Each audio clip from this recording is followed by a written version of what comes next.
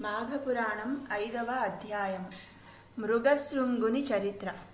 కుత్సుడనే బ్రాహ్మణ కుమారుని పుత్రుడగుటచే ఆ బ్రాహ్మణ బాలుడు కౌత్సుడని పిలువబడసాగాడు. ఈతనికే మృగశృంగుడని పిలుస్తారు. కౌత్సుడు కావేరీ నది తీరమందు ఘోర తపస్సు చేసుకొను సమయంలో ఆ అడవి యందున్న మృగములన్నీ తమ కొమ్ములతో అతనిని గీకుతూ ఉండేవి. అందుచేత ఆ విప్రబాలునికి మృగశృంగుడనే పేరు స్థారకమైనది. శృంగం అనగా కొమ్ము అని అర్థం. వివాహమాడే వధువు యొక్క గుణగణములు. బ్రాహ్మణ బాలుడైన కౌత్సుకుడనే మృగశృంగునికి యుక్త వయస్సు వచ్చింది. తల్లిదండ్రులు ఆ బాలునికి వివాహము చేయ నిశ్చయించి తగిన వధువకై అన్వేషించసాగారు. విషయము తెలుసుకున్న విప్రబాలుడు తన తల్లిదండ్రులను ఉద్దేశించి ఇట్లన్నాడు: తల్లిదండ్రులారా, నాకు వివాహము చేయాలనే మీ తపన నన్నెంతగానో ముగ్ధుణ్ణి చేసింది. కానీ వివాహము చేసుకునే ముందు వధువు యొక్క గుణగణములను పరిశీలించవలెను గదా. వధువు యొక్క గుణగణములు మంచి చెడ్డల పట్ల నాకు కొన్ని అభిప్రాయాలున్నాయి. వాటిని వివరించెదను, వినండి అంటూ చెప్పసాగాడు. వధువు గుణవతి, శీలవతి అయి ఉండాలి. పెద్దలను గౌరవించాలి. ఆరోగ్య సూత్రాలను పాటించాలి. అసూయాద్వేషాలు ఉండరాదు. మర్యాద మన్నలతో మెలగాలి. అందరినీ సమభావంతో చూడాలి. పక్షపాతం పనికిరాదు. అత్తమామలను ఆదరించాలి.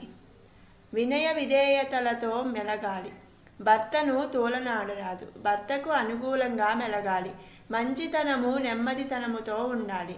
కార్యేషు దాసి, కరణేషు మంత్రి, శయనేషు రంభ, క్షమయా ధరిత్రి అని పెద్దల నుండి విన్నట్లు ఇంటి పనులలో దాసివలే, భర్తకు సలహానిచ్చుటలో మంత్రిగాను, భర్తను సుఖింపచేయుటలో శృంగార దేవతగాను భూదేవి అంతటి ఓర్పుతో ఉండవలెను.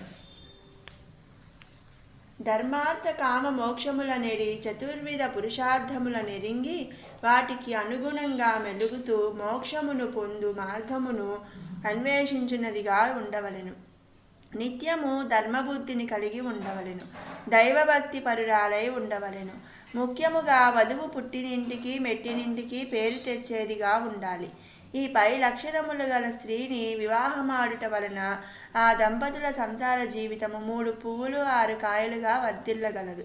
పెద్దల మాటను గాని భర్త మాటను గాని జబదాటక వారికి అనుగుణంగా నడుచుకొను స్త్రీ పరమ పవిత్రురాలై దైవ సన్నిధికి చేరగలదు.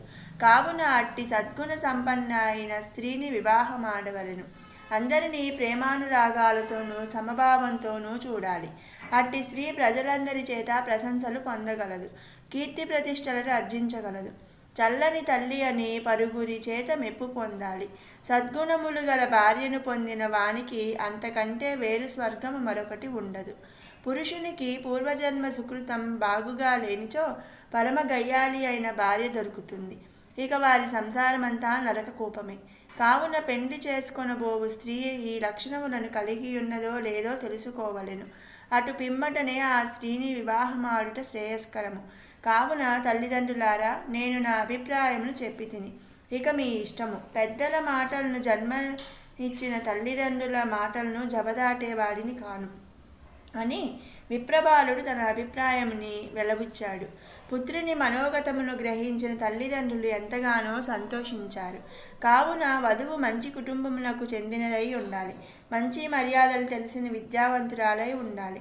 దేవ బ్రాహ్మణులను పూజించినదిగా దైవభక్తి తత్పరత కలిగి ఉండవలెను. పుత్రుని మాటలు విన్న తల్లిదండ్రులు సంతోషించి, నాయనా, కుమార, నీ అభీష్టమును నెరవేర్చుకొనుటకు ఆ భగవంతుని కూడా వేడుకొనుము అంటూ దీవించారు. మాఘపురాణం 5వ అధ్యాయం సమాప్తం.